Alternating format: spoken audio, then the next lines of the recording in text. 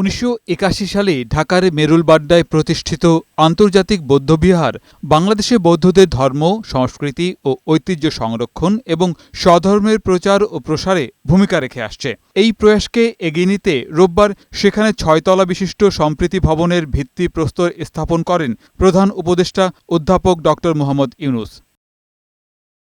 ভিত্তিপ্রস্তর উন্মোচন শেষে বৌদ্ধ বিহারের প্রার্থনা হল পরিদর্শন করেন প্রধান উপদেষ্টা, অংশ নেন নানা আনুষ্ঠানিকতায়। পরে বাংলাদেশ বুদ্ধিস্ট ফেডারেশনের আয়োজনে বৌদ্ধ সম্প্রদায়ের সাথে মত বিনিময় অনুষ্ঠানে যোগ দেন।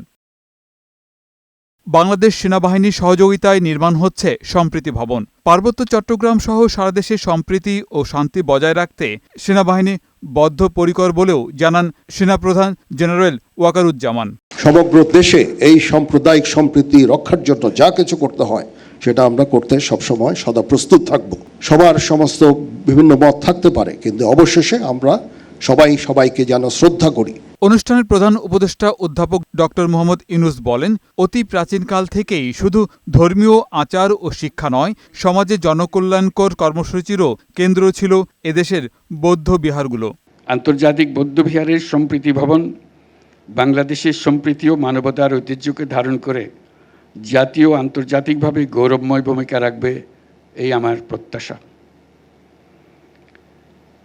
আমাদের সম্প্রীতি ও মানবিক মূল্যবোধের জয় হোক, বিশ্বে শান্তি বিরাজ করুক।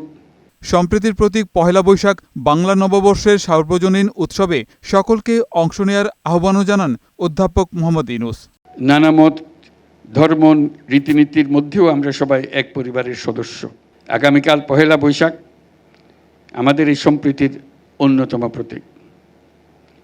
প্রত্যেকে নিজ নিজ উপায়ে নিজেদের রীতি অনুযায়ী আগামীকালকে উদযাপন করব। আমরা সবাই সার্বজনীন এই উৎসবে অংশ নেব। বৌদ্ধ সম্প্রদায়ের বেশিরভাগ মানুষ চট্টগ্রাম অঞ্চলের হওয়ায় এদিন নিজ এলাকার মানুষদের পেয়ে অনেকটা আবেগাপ্লুত হয়ে পড়েন প্রধান উপদেষ্টা। আর মিলন মেলার কথা কই, মিলন মেলা তো এনে হতেও দিল হইতো না, এন জিনিস গরম ফুরিতে টানিয়ে আনুন ফুরিবে, ব্যাগুনারে ফোয়াশা লইয়া যেন টানিয়াই। গোলাম মোর্শেদ, বৈশাখী সংবাদ, ঢাকা।